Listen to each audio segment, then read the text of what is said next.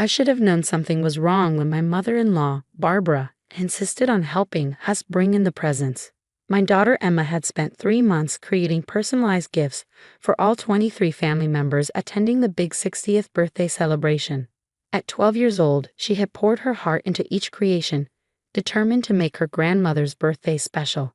"Oh, let me handle those boxes," Barbara said with that artificial sweetness I'd grown to distrust over the past 15 years. "They look homemade. We wouldn't want them to clash with the elegant party setup." I watched her perfectly manicured hands grip the storage container holding Emma's gifts, trying to ignore the slight grimace on her face as she noticed the hand-decorated wrapping peeking through. "They're special presents from Emma," I explained, though I knew it wouldn't matter.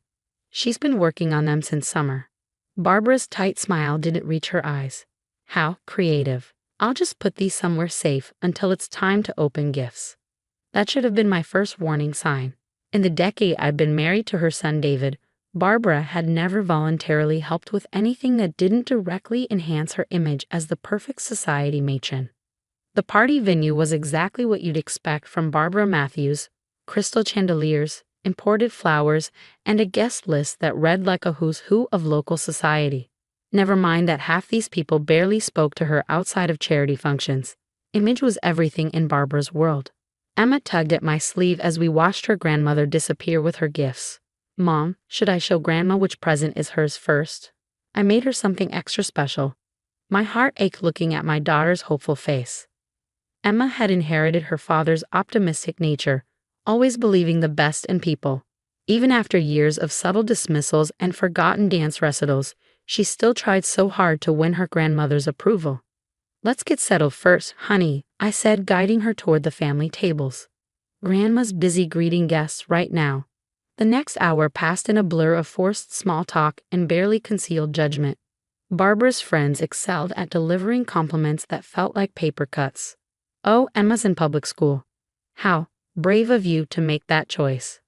"Sarah, dear, that dress is so unique. I saw something similar at Target last week." I kept one eye on the gift table, noticing that Barbara hadn't returned with Emma's presents. When I tried to ask her about them, she was mysteriously always in the middle of an important conversation. It wasn't until I excused myself to use the restroom that I saw it. Through the venue's back window, I spotted Barbara's designer handbag sitting near the dumpster.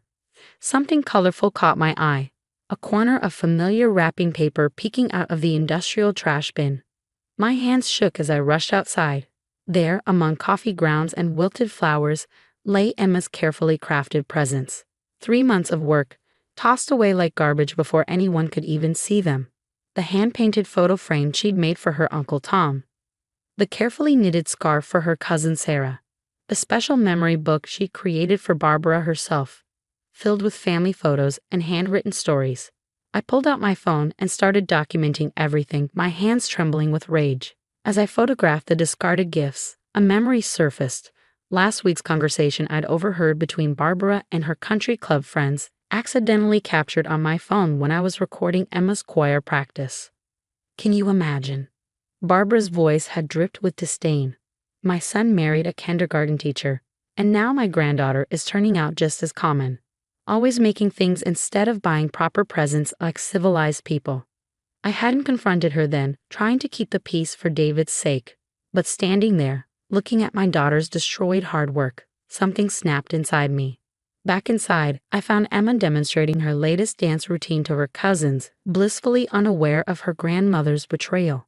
Barbara stood nearby, holding court with her friends, probably congratulating herself on averting the embarrassment of handmade gifts at her sophisticated soiree.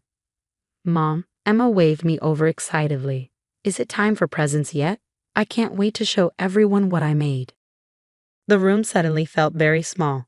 I looked at my daughter's shining eyes, then at Barbara's smug smile, and knew this moment would define our family's future. I could stay quiet, make excuses about lost gifts, and let Barbara win again. Or I could finally stand up for my daughter and show everyone exactly who Barbara Matthews really was.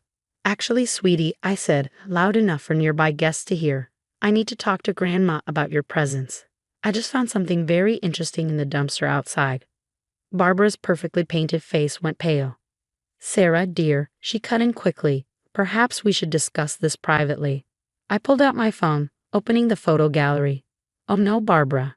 I think it's time we had a very public discussion about how you treat your granddaughter's gifts. And while we're at it, maybe we should all hear what you really think about your common family members. The elegant party was about to become something very different indeed. After 15 years of swallowing Barbara's subtle cruelty, I was finally ready to serve some truth alongside her overpriced birthday cake. The silence that fell over the party was deafening. Barbara's perfectly composed facade cracked as I held up my phone, showing the first photo of Emma's gifts tossed carelessly into the dumpster.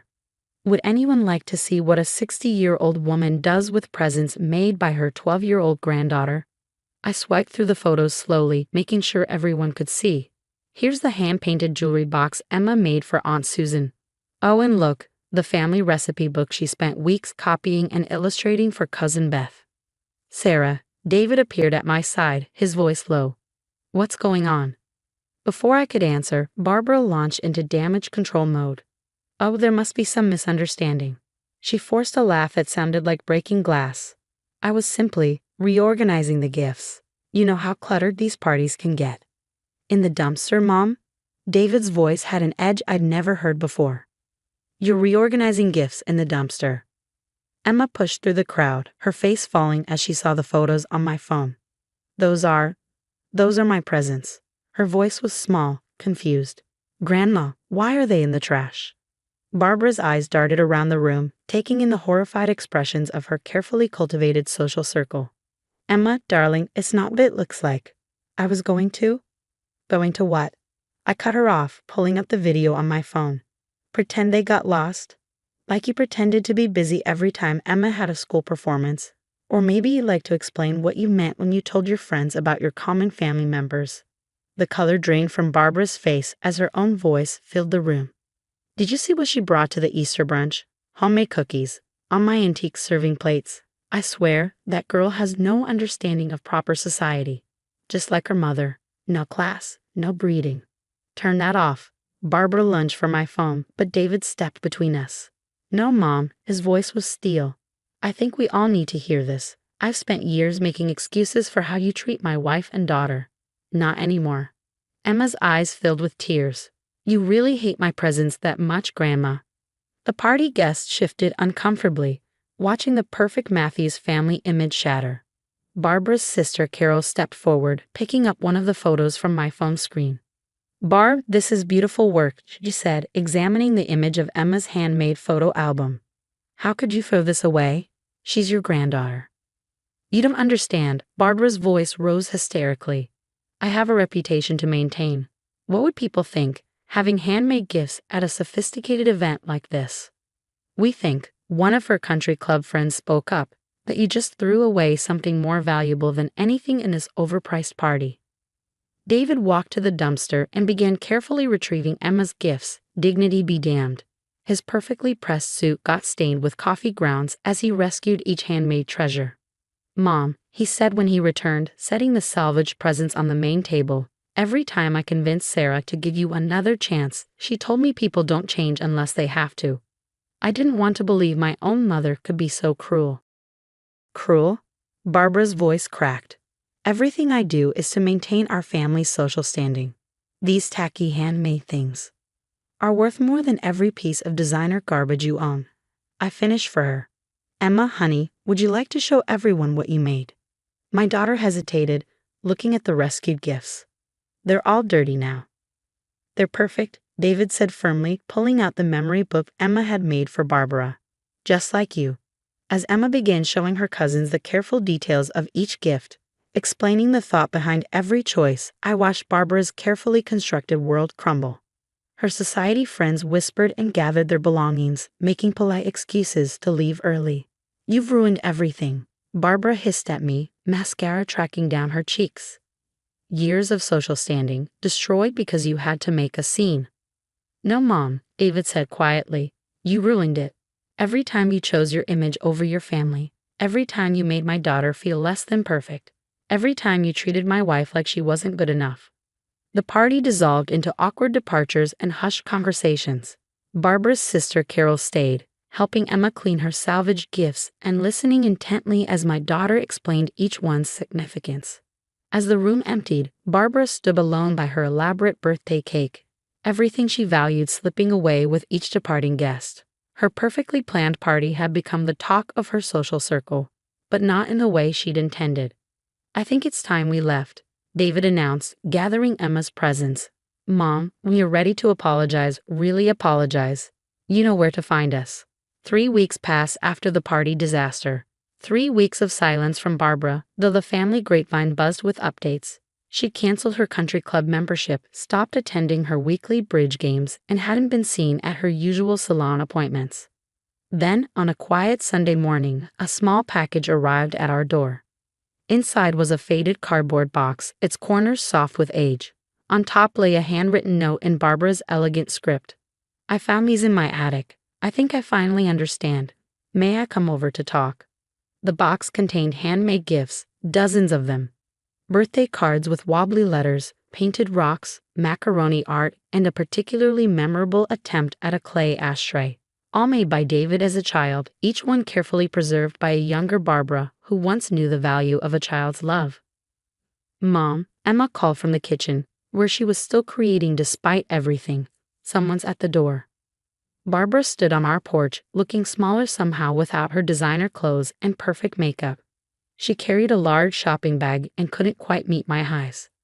"Before you say anything," she began, her voice rough, "I need to show you something." She pulled out a photo album, not the expensive leather-bound kind she usually favored, but a handmade one with uneven corners and slightly crooked photos. "My mother made this," she explained as we sat in a living room.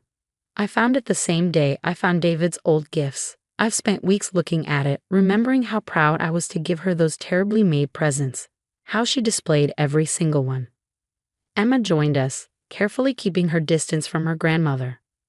"What happened to you, Mom?" David asked softly. "When did appearances become more important than actual family?" Barbara's hands trembled as she opened the album. I think it happened so slowly I didn't notice. Each social climb, each new circle, each perfect party. I kept reaching for more until I forgot what I was leaving behind." She turned to Emma, tears falling freely now. "I found your memory book in that box of rescued gifts. I read every page, every story you wrote about our family. You saw good things in me that I've forgotten were there." Emma's voice was quiet but steady. "I just wanted you to love my presents like Mom keeps Dad's old ones. She has a whole box of things I made, even the really bad ones from kindergarten."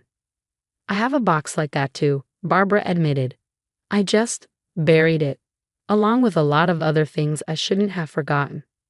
She reached into her bag again and pulled out a familiar-looking book. Emma's handmade recipe collection, carefully cleaned of dumpster stains. "I wondered if you'd help me make some of these recipes, properly this time, in my kitchen. All of them, even the messy ones." Barbara's carefully controlled voice cracked. "I'd like to learn how to be the grandmother you deserve."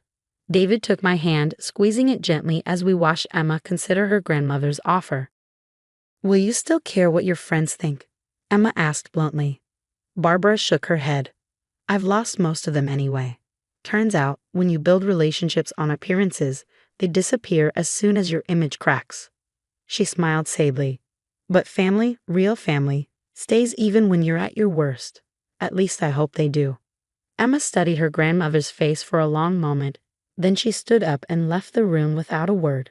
Barbara's shoulders slumped, but before she could speak, Emma returned with her craft supplies. "I saved all the patterns and extra materials," she'd announced. "We could make new presents, better ones, while the cookies bake." The tension in the room broke as Barbara let out a sound between a laugh and a sob. "I'd like that very much." Later that evening, as Barbara and Emma sat surrounded by craft supplies and the smell of slightly burned cookies, I found David watching them with an odd expression. "You know what this reminds me of?" he said softly. "Those Sundays when I was little, before Mom got involved in the country club scene. She used to spend hours doing crafts with me, never caring about the mess." I watched as Barbara proudly held up her decidedly amateur attempt at a friendship bracelet, Emma patiently showing her how to correct a mistake in the pattern. "Sometimes," I replied, "people just need to be reminded of who they used to be. The path to healing wouldn't be smooth, Too many harsh words and hurt feelings to be erased in a single afternoon. But watching grandmother and granddaughter bond over burnt cookies and tangled embroidery thread, I saw something more valuable than all of Barbara's designer handbags. The beginning of a real relationship built on love instead of appearances. And on our mantle, in a place of honor, we place both albums. The one Barbara's mother made decades ago and Emma's newly restored creation, reminding us that sometimes the most precious gifts don't come from expensive stores, but from hands that love us enough to make something special.